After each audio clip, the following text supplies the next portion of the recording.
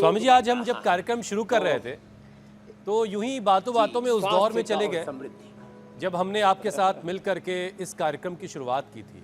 वो दौर बड़ा मुश्किल वक्त था, कोरोना का मुश्किल दौर, और आपकी कोशिशों से गिलोय का नाम जो है वो घर घर में गूंजने लगा था। आज नॉर्मल कंडीशन में भी सेहतमंद लोग गिलोय का सेवन कर रहे हैं।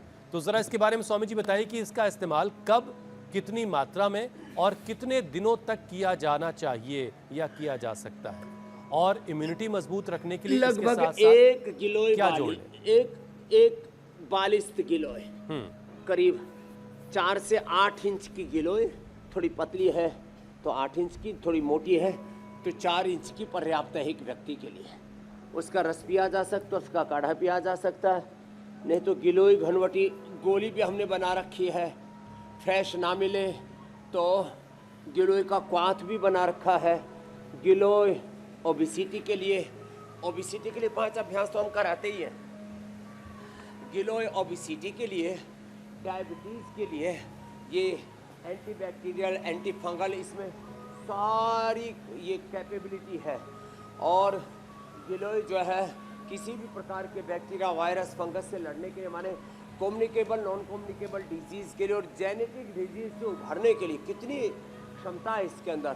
गिलोय, इसका नाम ही अमृता है। ये आयु वर्धन के लिए, हेल्दी एजिंग के लिए, लॉन्जिविटी के लिए, इम्यूनिटी के लिए, और छोटे छोटे बच्चों से लेकर के जो हमने स्वर्ण ओज प्राशन का निर्माण किया, माने हर एज, मुझे याद आ रहा है स्वामी बच्चों के लिए, जवानों के लिए, बुजुर्गों के लिए, और अर्थराइटिस की परम औषधि है।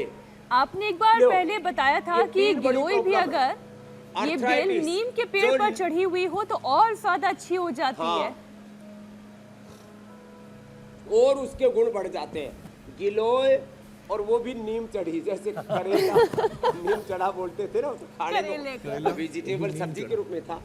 गिलोय नीम चढ़ी, वो माने अर्थराइटिस के लिए, जोड़ों के दर्द के लिए परम औषधि लो, और अस्थमा के लिए, श्वास, दमा, कफ, कोल्ड के लिए, वात रोगों के लिए और कफ रोगों के लिए परम औषधि।